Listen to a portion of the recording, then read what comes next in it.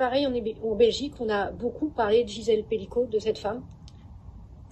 Pardon, excusez-moi, en Espagne. Plutôt en Espagne, oui, mais c'est exactement un procès hors norme et médiatiquement parlant, tous les médias suivent le procès de près, que ce soit mes confrères de la télévision espagnole, d'El Mundo, qui font des allers-retours constamment entre Avignon et Paris ou entre Madrid et Avignon, donc il y a un suivi qui est réel, parce qu'effectivement, hormis le fait que c'est, comme disait Philippe, un procès hors norme, c'est le sujet qui intéresse très particulièrement l'Espagne, qui depuis plus d'une vingtaine d'années a fait de la lutte contre le viol des femmes ou les violences faites aux femmes une politique majeure. Donc ça intéresse énormément de voir comment ça se passe en France, parce que Philippe encore une fois l'a signalé, on a l'impression qu'un certain nombre des sociétés ne connaissent pas encore ce que veut dire le consentement, par exemple, quelque chose qui est enseigné dans les écoles en Espagne, et on a la sensation effectivement que la France à ce niveau-là est en retard. Dans les écoles en Espagne, on apprend ce que c'est que le consentement aux enfants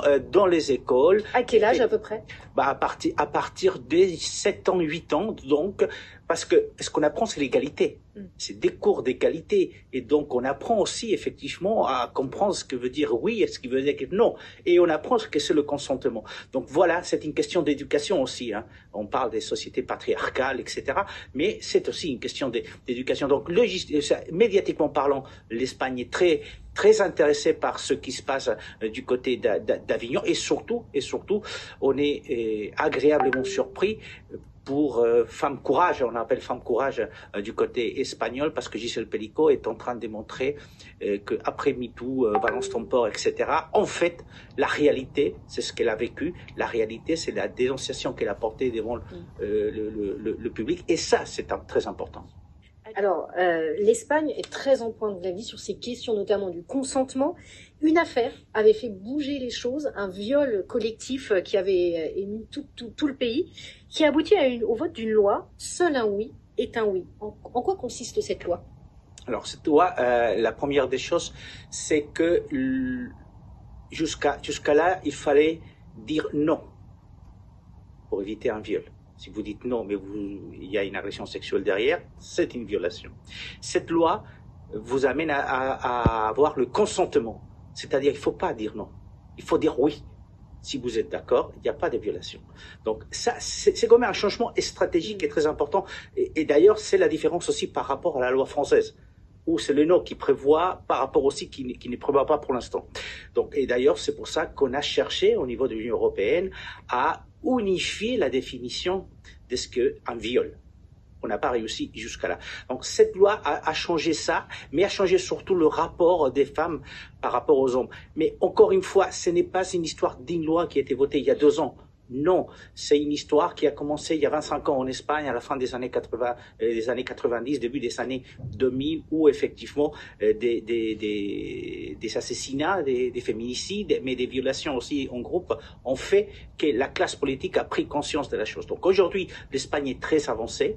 Ça ne veut pas dire qu'après 25 ans des législations en faveur de l'égalité, en faveur de la lutte contre la violence faite aux femmes, la violence est disparue. Non, on vient d'apprendre en Espagne, depuis 48 heures, le porte-parole de l'un des groupes parlementaires qui est au gouvernement vient de démissionner, accusé de viol et d'agression sexuelle. L'Espagne n'est toujours pas épargnée. L'Espagne n'est pas épargnée, et même ceux qui sont les chantres de la lutte contre les femmes viennent de démissionner parce qu'ils sont accusés de violence et des agressions sexuelles. Donc vous voyez, il faut avancer, l'Espagne avance, mais ça n'a pas disparu. Mais le cas de Gisèle Pelicot est important parce que nous voulons voir effectivement comment la France avance là-dessus, et surtout, le fait, comme disait Philippe, qu'on ait vu les images de ce viol font que la voix des accusés ne porte plus, justement parce qu'il y a les images. Et donc, on ne peut pas se réfugier derrière « je ne savais pas, elle ment ». Non. Mais, Juan José Dorado, il y a aussi un problème, le système judiciaire n'est pas le même. C'est-à-dire qu'en Espagne, c'est finalement l'agresseur qui doit prouver qu'il y a eu consentement. En France, avec la présomption d'innocence, en fait, finalement, c'est la victime qui doit prouver qu'il y a eu viol, pardon.